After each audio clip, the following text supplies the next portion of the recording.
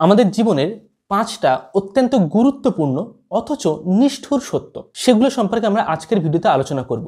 এই 5টা নিষ্ঠুর সত্যকে যদি আমরা গ্রহণ করতে না পারি এবং যদি আমরা এগুলোকে উতরে যেতে না পারি, তাহলে আমরা কখনোই জীবনে গ্রো করতে পারবো না, কখনো জীবনে আমরা উন্নতি করতে পারবো না, বা জীবনে আমরা তাহলে কখনোই আমরা জীবনে উন্নতি ও আনন্দকে খুঁজে পাবো না। সেই 5টা নিষ্ঠুর সত্য কি? তার আগে আমাদেরকে এটা বুঝতে হবে কেন এই সত্যগুলো নিষ্ঠুর। যে সত্যগুলো গুরুত্বপূর্ণ এবং মূল্যবান, সেগুলো একই সাথে আবার নিষ্ঠুর কেন? কারণ জীবনে বেশিরভাগ সময় আমাদেরকে যদি কোনো কিছু পরিবর্তন করতে হয়, কোনো কিছু পাল্টাতে হয়, তাহলে সেই পরিবর্তনের মধ্যে একটা সেন্স অফ ভায়োলেন্স লুকিয়ে থাকে। পরিবর্তন মানেই তার মধ্যে কোনো না কোনো একটা নিষ্ঠুরতা, কোনো না কোনো একটা বল প্রয়োগের বিষয় লুকিয়ে থাকে। আপনি প্রতিদিন সকালে যদি 9টার সময় ঘুম থেকে ওঠেন, তারপর যদি 1 ঘন্টা করে মোবাইল ফোন দেখেন, তাহলে সেটা এমনি এমনিই ঘটছে, অটোমেটিক্যালি চলছে। যদি এটাকে আপনি পাল্টাতে চান, পরিবর্তন করতে চান, তাহলে আপনাকে নিজের উপর একটু বল প্রয়োগ করতে হবে, একটু বেগ পেতে হবে। নাও এই যে বল প্রয়োগ করা বা বেগ পাওয়া, এটাই হচ্ছে এক ধরনের নিষ্ঠুরতার একটা রূপ। ঠিক তেমনই যখন আমরা কোনো সত্যের সামনে এসে দাঁড়াই, তখন সেটা নিষ্ঠুর কেন হয়? কারণ সেটা আমাদেরকে এটা স্পষ্টভাবে বলে দেয় যে আমাদেরকে উন্নতি করতে হলে, আনন্দপূর্ণ একটা ফুলফিলিং জীবনকে পেতে হলে আমাদেরকে বল প্রয়োগ করতে হবে, আমাদেরকে কিছু না কিছু জিনিস পরিবর্তন করতে হবে। সেই জন্য এই সত্যগুলো আমরা গ্রহণ করতে চাই না। আমরা একটা স্ট্যাটিক লেভেলে থাকতে চাই, আমাদের বস্তুগত একটা স্তরে আমাদের মনটা আটকে থাকতে চায়। স্ট্যাটিক মানে কি? যেটা হচ্ছে একটা কোনো বস্তুর মতো, যেটার মধ্যে কোনো পরিবর্তন কম হয়, যার মধ্যে প্রাণ নেই, লাইফ নেই। আরেকটা হচ্ছে কি ডাইনামিক্স। ডাইনামিক্স মানে কি? সোসাইটি, যেখানে অনেক রকমের আলোচনা হয়, যেখানে অর্থনৈতিক, রাজনৈতিক, সামাজিক, তারপর ইতিহাসের বিভিন্ন রকমের ঘটনা অনবরত ঘটে চলেছে, আপনার আবেগ তার মধ্যে যুক্ত হয়ে আছে, একটা ডাইনামিক্স চলছে, একটা সোশ্যাল ডাইনামিক, একটা পলিটিক্যাল ডাইনামিক্স। কিন্তু আমরা একটা স্ট্যাটিক লেভেলটাকে সবসময় অটোমেটিক্যালি তার দ্বারা গ্র্যাভিটেটেড হয়ে যায়।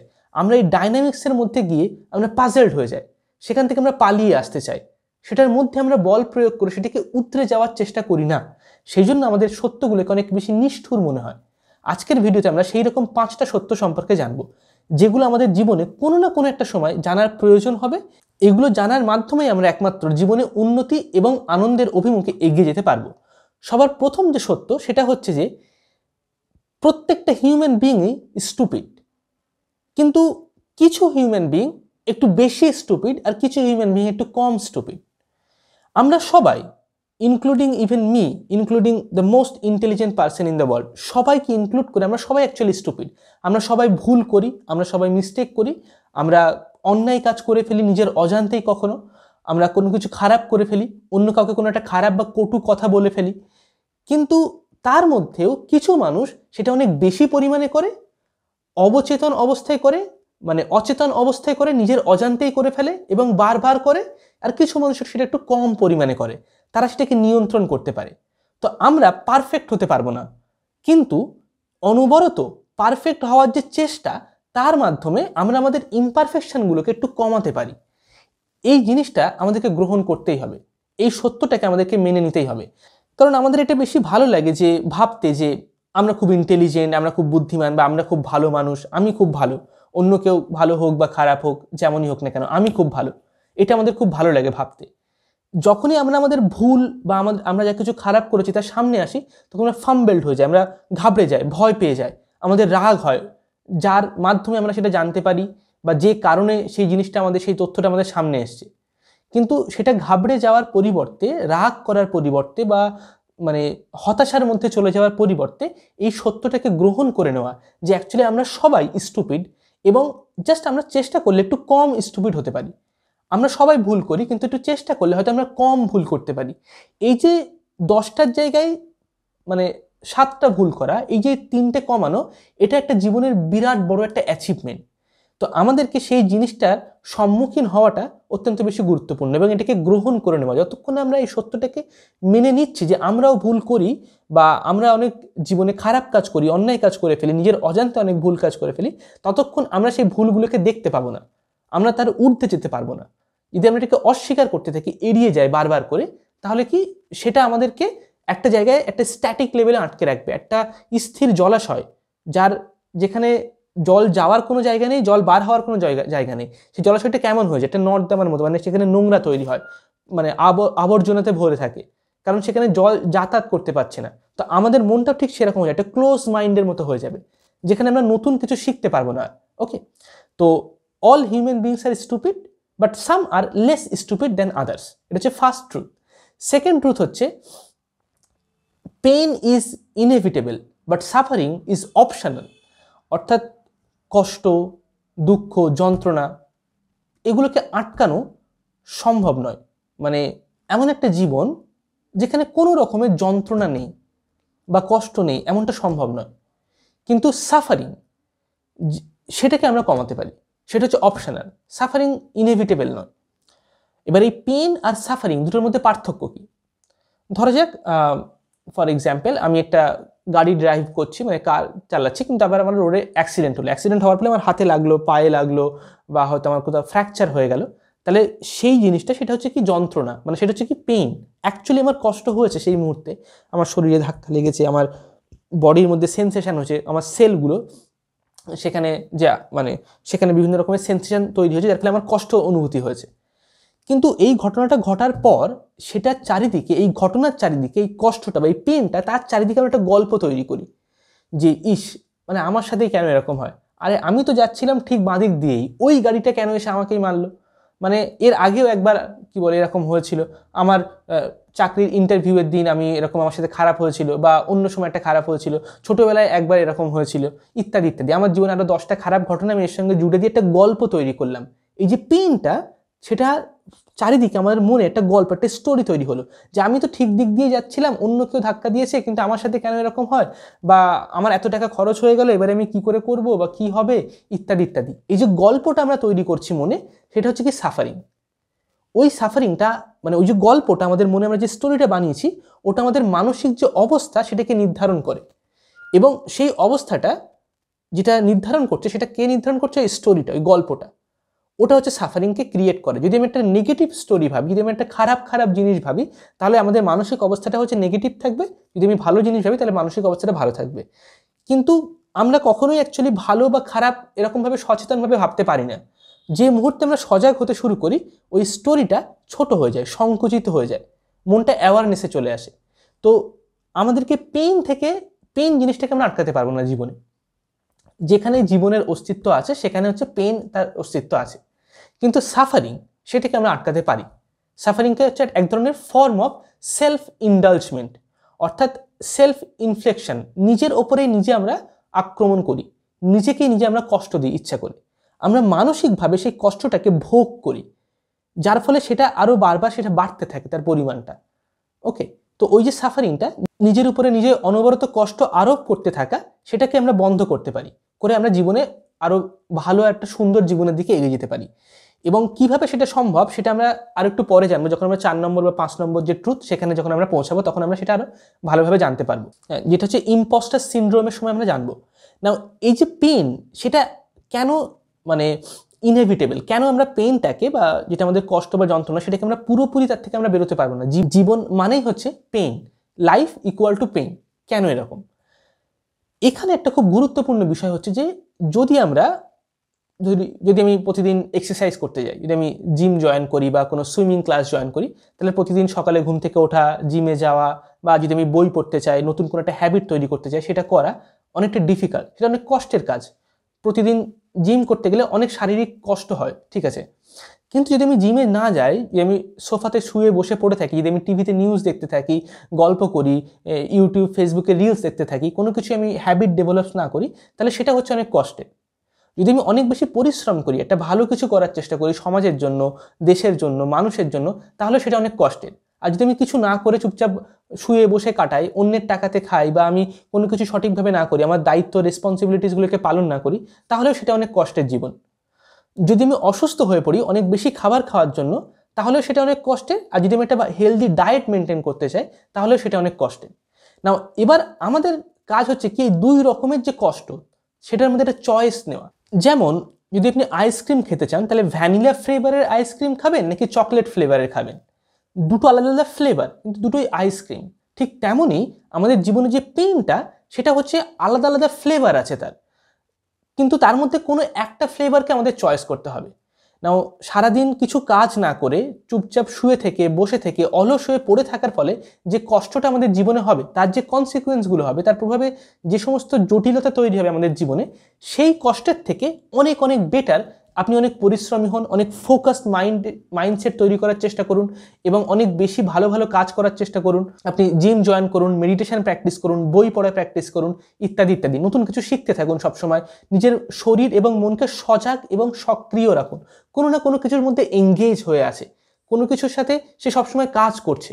যে অবস্থাটা, যে তার যে কষ্টটা, সেটা অনেক অনেক ভালো একটা কষ্ট, তার রূপটা অনেক অনেক বেশি সুন্দর। এর পরবর্তী যে সত্যটা, সেটা হচ্ছে আমাদের 3 নাম্বার সত্য।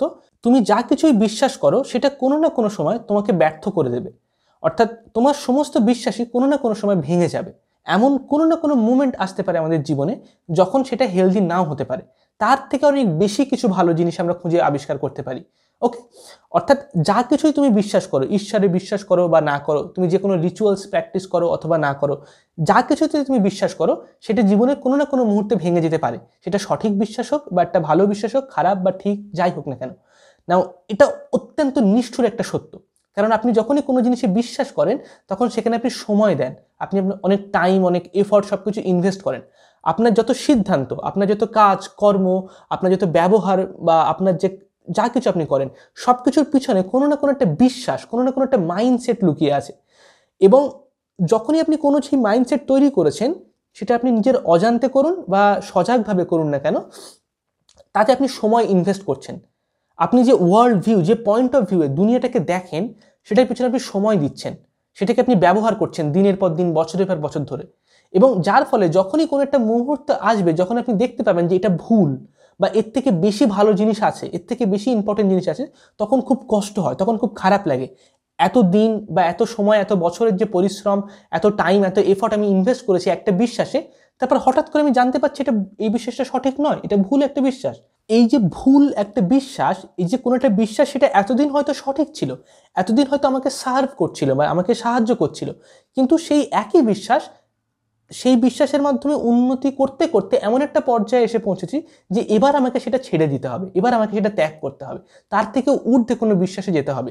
অথবা সেই বিশ্বাসটাতে যে টাইম ইনভেস্ট করেছি, যে সময় দিয়েছি, সেটা হয়তো পুরোটা ভুল ছিল, পুরোটাই হচ্ছে একটা ব্যর্থ বিশ্বাস ছিল। না, এই মুহূর্তগুলো, এই যে সময়গুলো, যখন আমরা সেটাকে চিনতে পারি যেটা ভুল বিশ্বাস ছিল, সেটা অত্যন্ত কষ্টের এবং অত্যন্ত নিষ্ঠুর একটা পয়েন্ট হয়। কিন্তু এই পয়েন্টটা বা এই বিন্দুটার মধ্যে দিয়ে না গিয়ে জীবনে উন্নতি করা সম্ভব নয়। এটার মধ্যে দিয়ে আমাদেরকে যেতেই হবে।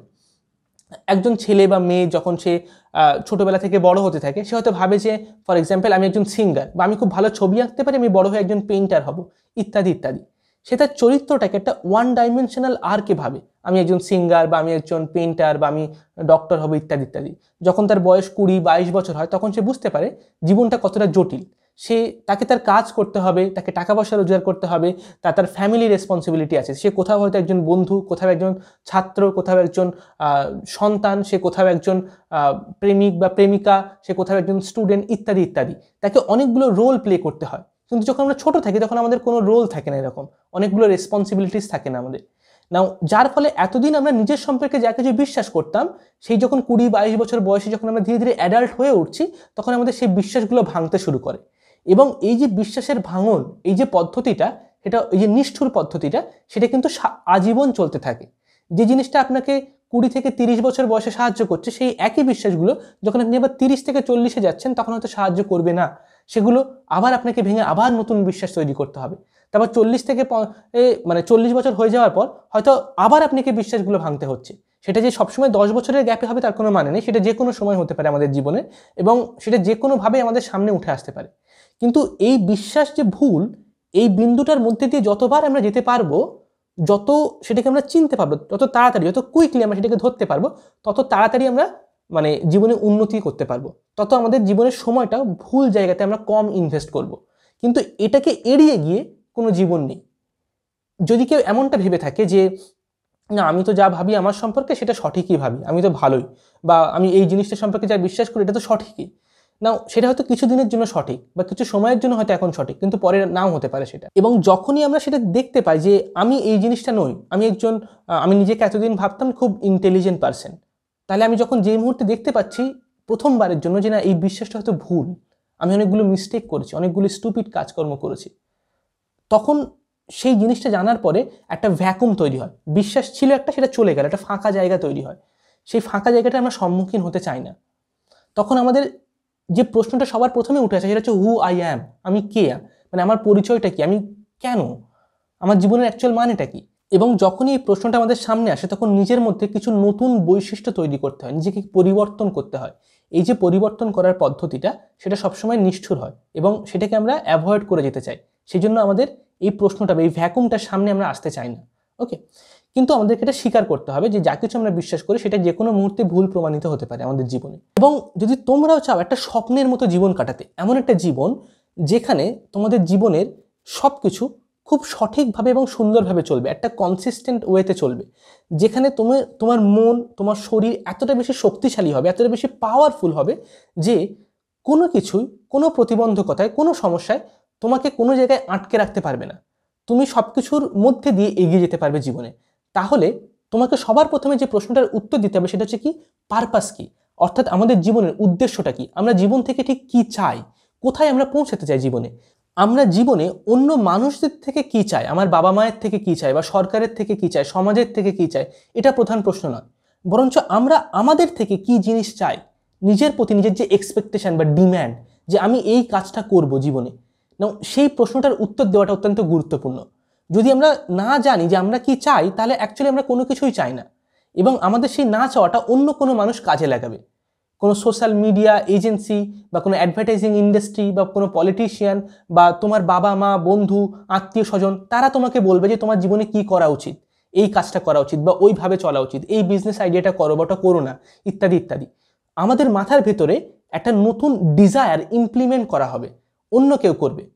হয়তো আমরা কোনো রাস্তা দিয়ে যাচ্ছি, কোনো একটা ব্যানার দেখলাম, একটা অ্যাডভার্টাইজিং দেখলাম যে অমুক কলেজে ভর্তি হয়ে যাও, বা অমুক ইঞ্জিনিয়ারিং কলেজে ভর্তি হও, বা এই কোচিং সেন্টারে যাও, বা এই কেরিয়ার অপশানটা বেশি ভালো, ডক্টর হও, ইঞ্জিনিয়ার হয়ে না, ইত্যাদি ইত্যাদি। নাও এই যে ধারণাটা, সেটা আমাদের বাইরে থেকে আমাদের মনের ভিতরে আসছে। নাও সেটা অ্যাকচুয়ালি আমাদের জীবনের প্রধান উদ্দেশ্য নয়। আমাদের জীবনে যেটা আমরা প্রকৃত অর্থে চাই সেটা সবসময় আমাদের ভেতর থেকে উঠে আসে। যখন বাইরে থেকে আসা এই সমস্ত নয়েজগুলোকে আমরা বন্ধ করে দেব, তখন মনের ভেতরে যে স্পেসটা তৈরি হবে সেখানে উঠে আসতে পারে অ্যাকচুয়ালি আমরা প্রকৃত অর্থে কী চাই। এবং সেই স্পেসটা, সেই ফাঁকা জায়গাটার মধ্যে আমরা এটা দেখতে পাবো আমাদের জীবনের প্রধান পারপাস বা উদ্দেশ্যটা কী।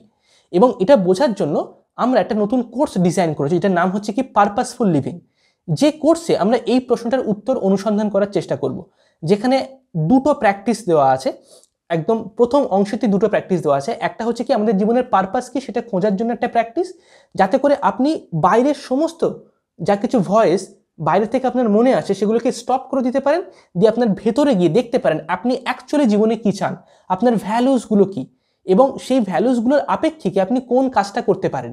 বা অলরেডি হয়তো আপনি যে কাজটা করছেন, আপনাদের বয়স যদি 35, 40 বা 50 বছর হয়, তাহলে যে কাজটা আপনি করছেন সেই কাজটার মধ্যে সেই ভ্যালুসটাকে আপনি কী করে যোগ করবেন, যাতে করে আপনার এরকম যেন মনে না হয় যে আপনি একটা কাজের মাধ্যমে একটা জেলখানার মধ্যে আটকে আছেন। তো এই প্রশ্নটার উত্তর আমরা দেবো এই পারপাসফুল লিভিং কোর্সে। এবং এই কোর্সটা আমাদের একটা শিকড়ের মতো কাজ করবে।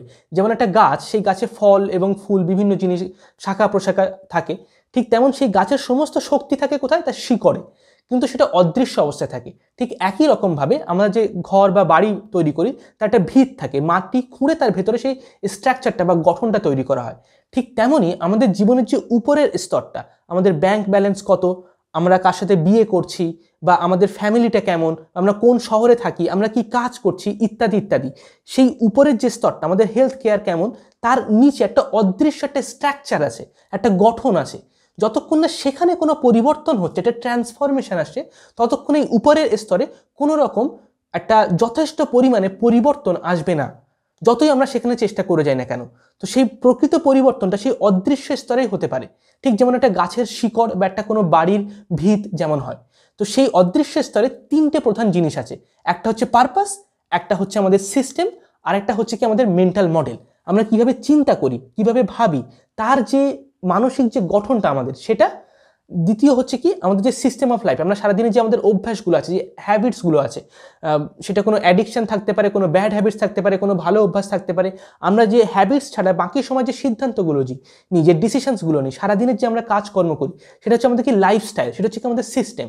আর এটা ছাড়া কি আমাদের জীবনের যে উদ্দেশ্য, যেটা আমরা প্রকৃত অর্থে প্রধানভাবে আমরা সব থেকে বেশি যে জিনিসটা আমরা জীবনে চেয়েছি, সেটা যেখানে আমরা পৌঁছাতে চাই জীবনে, সেই যে পারপাসটা, সেই যে ভ্যালুসগুলো, সেটা এই তিনটে জিনিস হচ্ছে কি আমাদের জীবনের অদৃশ্য বিষয়, যেটা নিয়ে আমরা আলোচনা করি না বা কথা বলি না। আমরা সবসময় চেষ্টা করি আমাদের ব্যাংক ব্যালেন্সটাকে বাড়ানোর, একটা ভালো সম্পর্ক তৈরি করা, একটা হেলথ ভালো, একটা শরীর স্বাস্থ্য পাওয়া, ইত্যাদি ইত্যাদি। কিন্তু এই সব কিছুর নিচে হচ্ছে এই তিনটে জিনিস এক্সিস্ট করে, তিনটে পিলারের মতো। এই তিনটে পিলার নিয়ে আমরা হচ্ছে এই পারপাসফুল লিভিং কোর্সে আলোচনা করেছি।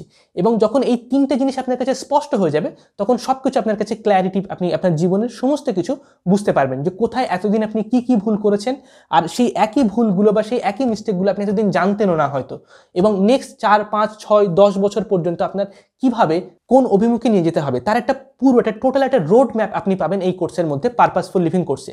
যদি আপনি এই কোর্সে যুক্ত হতে চান, স্ক্রিনে যে হোয়াটসঅ্যাপ নাম্বার দেওয়া আছে এখান থেকে, অথবা ডিসক্রিপশনে যে হোয়াটসঅ্যাপের লিঙ্ক দেওয়া আছে সেখান থেকে আপনি আমাদেরকে হোয়াটসঅ্যাপ করার মাধ্যমে আমাদের এই কোর্সের সঙ্গে যুক্ত হতে পারেন। আপনাকে হোয়াটসঅ্যাপ করে শুধু লিখতে হবে পারপাসফুল লিভিং, এবং যে সমস্ত স্টুডেন্টসরা ডিসেম্বর 31 আগে এই কোর্সের সঙ্গে যুক্ত হবে, তারা সবাই 50%-এরও বেশি ডিসকাউন্ট পাবে। এবং এই কোর্সটা আমরা ডিসেম্বর মাসেই লঞ্চ করছি। তো যারা আগে থেকে এই কোর্সে যুক্ত হচ্ছে তারা স্পেশাল একটা ডিসকাউন্ট পাচ্ছে, কিন্তু যারা ডিসেম্বরের পরে যুক্ত হবে, অর্থাৎ জানুয়ারি ফেব্রুয়ারিতে, তারা এই 50% ডিসকাউন্টে তারা আর পাবে না। তারা 5%, 10%, 20% ডিসকাউন্ট পেতে পারে, কিন্তু 50% ডিসকাউন্ট এটা শুধুমাত্রই একবারের জন্যই, যারা 31 ডিসেম্বরের আগে আমাদের এই কোর্সের সঙ্গে যুক্ত হবে। এবারে আমরা চলে আসবো আমাদের জীবনের 4 নাম্বার সব থেকে বড় নিষ্ঠুর সত্য, you don't deserve anything in life. অর্থাৎ কোনো কিছুই তুমি জীবনে পাওয়ার যোগ্য নও, বা কোনো কিছু তুমি ডিজার্ভ করো না লাইফে, সেটা হ্যাপিনেস হোক, টাকা পয়সা হোক, অন্য যে কোনো জিনিস। নাও, যখন আমরা এটা বলছি যে তুমি কোনো কিছুই জীবনে ডিজার্ভ করো না, তার অর্থ এই নয় যে তুমি ডিজার্ভ করো সবসময় ব্যর্থতা, বা তুমি সবসময় কষ্ট, যন্ত্রণা বা সাফারিংয়ের মধ্যে থাকো, এটা তুমি ডিজার্ভ করো না। জাস্ট তুমি ভালো জিনিস, সঠিক জিনিস যেটা তুমি জীবনে চাও, সেটা তুমি ডিজার্ভ করো না, তুমি সেটা পেতে চাও, কিন্তু তুমি তার জন্য যোগ্য, তুমি যে তার জন্য যোগ্য ঠিক এমনটা নয়। প্রকৃত অর্থে আমরা অ্যাকচুয়ালি বায়োলজিক্যাল লেভেলে আমাদের মধ্যে এমন একটা জুনুন টাইপের আছে, এমন একটা বৈশিষ্ট্য আছে যে সবসময় আমরা একটা হাইপার অ্যালার্ট মুডে থাকবো। সবসময় আমরা ভাববো যে আমাদের আশেপাশের এনভায়রনমেন্টটা কীভাবে আমাদের এগেনস্টে কাজ করছে, যাতে করে আমরা যেন সবসময় অ্যালার্ট থাকতে পারি। যদি আমরা রাস্তা দিয়ে হেঁটে যাই, পাশে কোনো একটা সাপ যায়, তাহলে হঠাৎ করে আমাদের চোখটা সেখানে চলে যায়, আমরা সেটা ভয় পেয়ে যাই। হঠাৎ করে আমাদের মন এই সমস্ত কিছু, কোথায় ডেঞ্জার আছে সেটা সম্পর্কে অনেক আগে থেকে সজাগ হয়ে যায় ইনস্টিংক্টিভলি। কারণ আমাদের বায়োলজিক্যাল বৈশিষ্ট্যই হচ্ছে এটা, যে আশেপাশের যে জগৎটা, সেখানে কি কি খারাপ জিনিস আছে, কোনটা আমাদের জন্য ডেঞ্জারাস, কোনটা আমাদের এগেনস্টে কাজ করছে, সেটা সম্পর্কে হঠাৎ করে জেনে যাওয়া, সেটা সম্পর্কে সবসময় অ্যালার্ট থাকা। যার ফলে কি আমরা সবসময় নেগেটিভ জিনিসগুলোকে বারবার দেখতে পাই জীবনে। আমরা সবসময় কষ্ট সেই জন্য বেশি পাই, দুঃখ সবসময় বেশি পাই। ওই জন্য গোটা পৃথিবীতে বেশিরভাগ মানুষ সবসময় দুঃখে থাকে, বিভিন্ন কষ্টের মধ্যে থাকে, বিভিন্ন রকমের তর্ক বিতর্ক, যুদ্ধ ইত্যাদি ইত্যাদির মধ্যে করতে থাকে।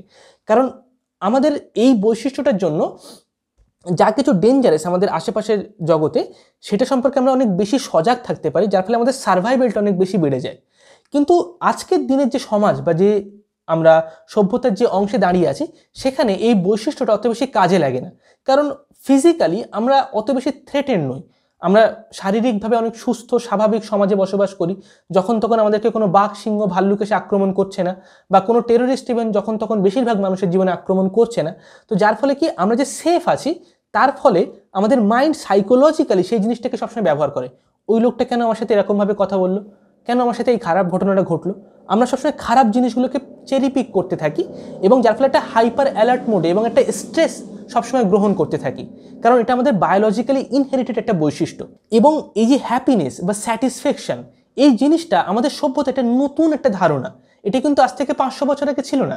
আজকের দিনে যখন আমরা কোনো জব করতে যাই, কোনো একটা চাকরির পরীক্ষা দিই, তখন আমরা ভাবি জব স্যাটিসফ্যাকশন, একটা নতুন শব্দ আছে জব স্যাটিসফ্যাকশন। 1920-30 সাল বা তার আগের সময় এই শব্দটাই ছিল না। পপুলার কালচারের মধ্যে আমরা এরকম ভাবার সুযোগই পেতাম না। ঠিক আছে, এটা অত্যন্ত নতুন একটা ধারণা। বা যখন আজকের দিনে কোনো একজন ছেলে এবং মেয়ের বিয়ে হয়, তখন তারা বিয়ের আগে হাজব্যান্ড ওয়াইফ তারা এটা ভাবার চেষ্টা করে যে তারা কি সুখে থাকবে, তারা কি ভালো থাকবে। কিন্তু 1900 সাল বা তার আগের সময়কালে মানুষ এরকম ভাবতোই না। তারা জাস্ট বিয়ে করে নিত অন্য কোনো প্যারামিটারের রেসপেক্টে, তাদের ধর্ম একই আছে কিনা, তাদের টাকা পয়সা রোজগার একই পরিমাণে হচ্ছে কিনা, বা তারা একই জাতির কিনা, ইত্যাদি ইত্যাদি, সেসব দেখে তারা বিয়ে করে নিত। তাদের বিয়ে করার অর্থই ছিল এরকম যে একসঙ্গে বিয়ে করার পর একটা নতুন সন্তান জন্ম দেওয়া এবং একসঙ্গে থাকা, সুখে থাকবো কি থাকবো না এটা কোনো প্যারামিটারই ছিল না। কিন্তু আজকের দিনে আমরা রিলেশনশিপ, আমরা এমন শব্দ ব্যবহার করি, টক্সিক রিলেশনশিপ, হেলদি রিলেশনশিপ বা জব স্যাটিসফ্যাকশন, এগুলো অত্যন্ত নতুন ধারণা। এই যে হ্যাপিনেস, তার জন্য আমাদের মাইন্ডটা অ্যাকচুয়ালি প্রিপেয়ার নয়, প্রস্তুত নয়, যার ফলে কখনো কখনো আমাদের মধ্যে একটা সিনড্রোম দেখা যায়, যেটাকে বলা হয় কি ইম্পোস্টার সিনড্রোম।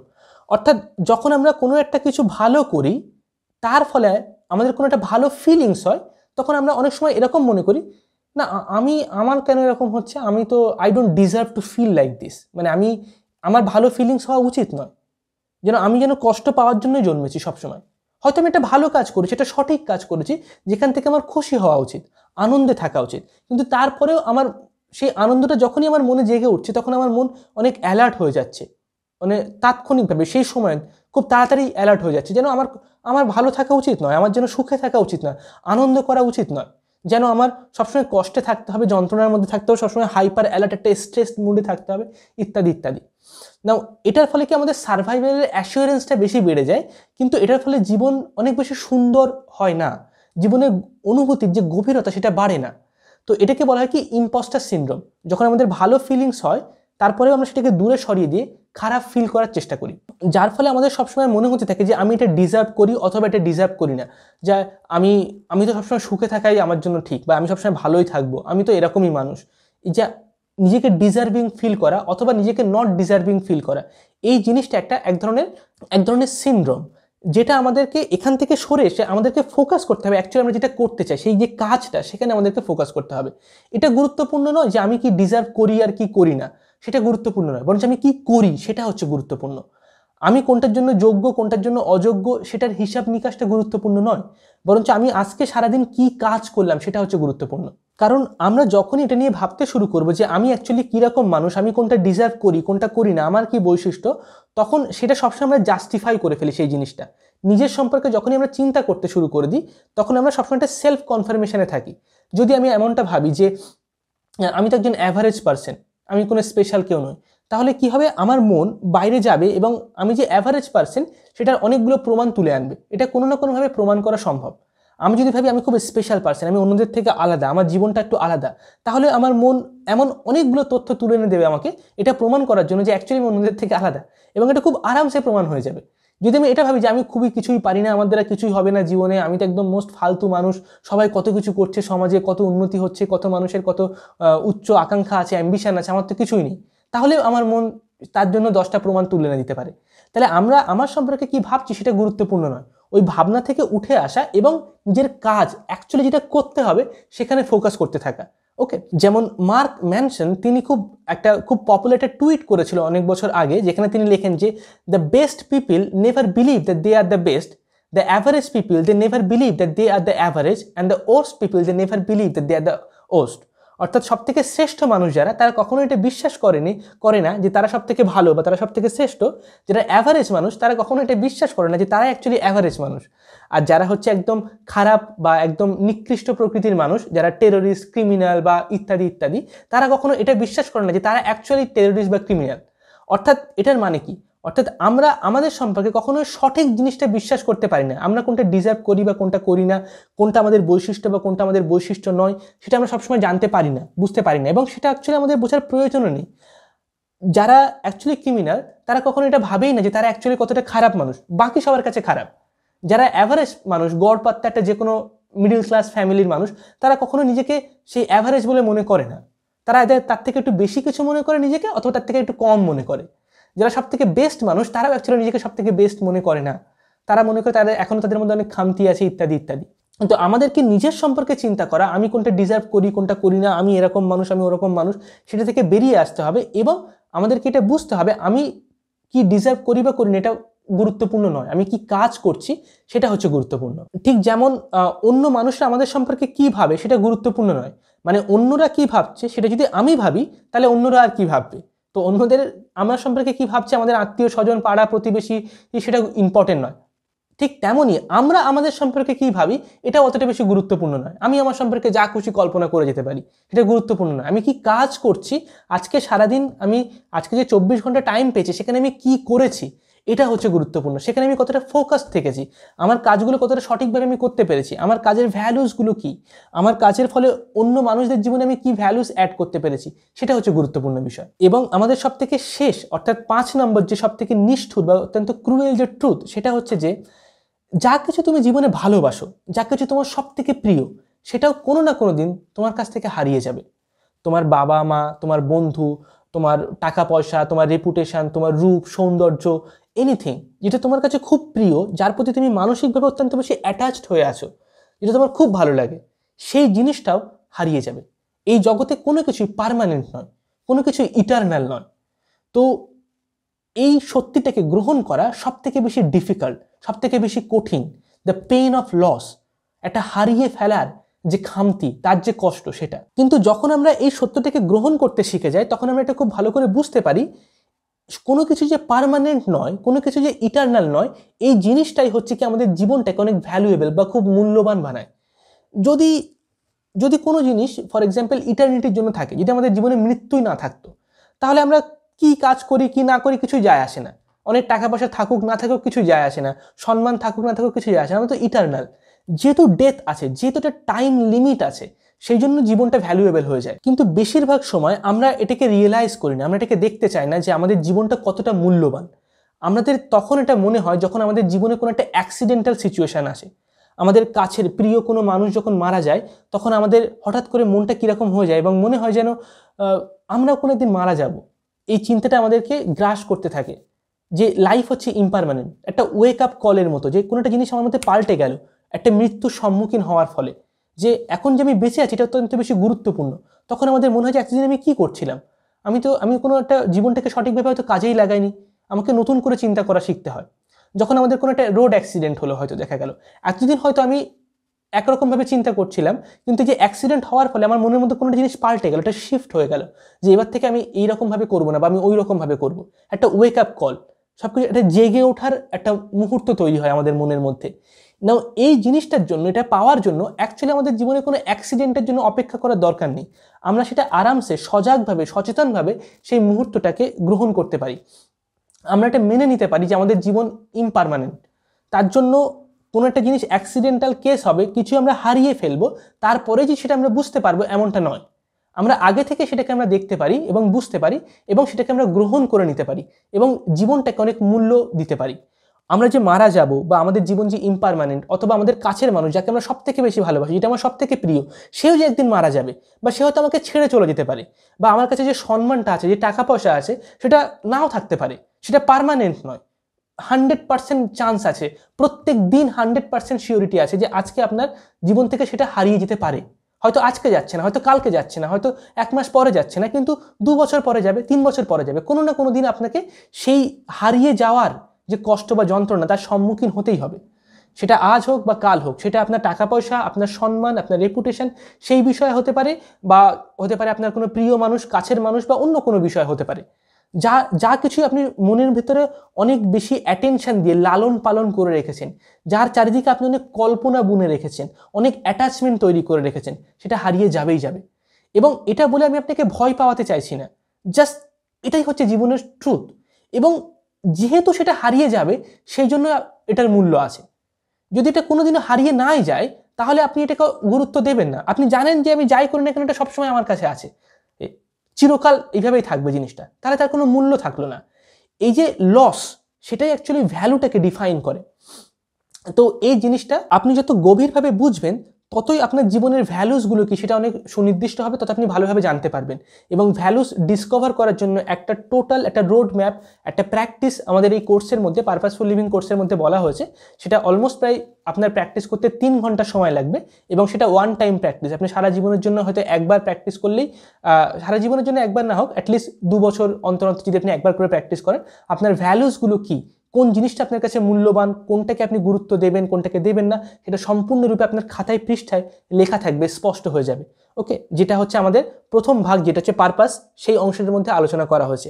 আপনার লাইফে গোল সেটিং কীভাবে করতে হবে, কোনটা আপনার জীবনের উদ্দেশ্য হবে, নেক্সট 6 মাসের গোলস কী হবে, নেক্সট 2 বছরের গোলস কী হবে, 5 বছর পরে কী করে গোলস আপনি সেট করবেন, 5 বছর পরে সেগুলোকে কী করে আপনি এক্সিকিউট করবেন, তার জন্য আপনার কী কী কাজ আজকে করতে হবে, এভরিথিং এই কোর্সের মধ্যে শেখানো হবে, পারপাসফুল লিভিং।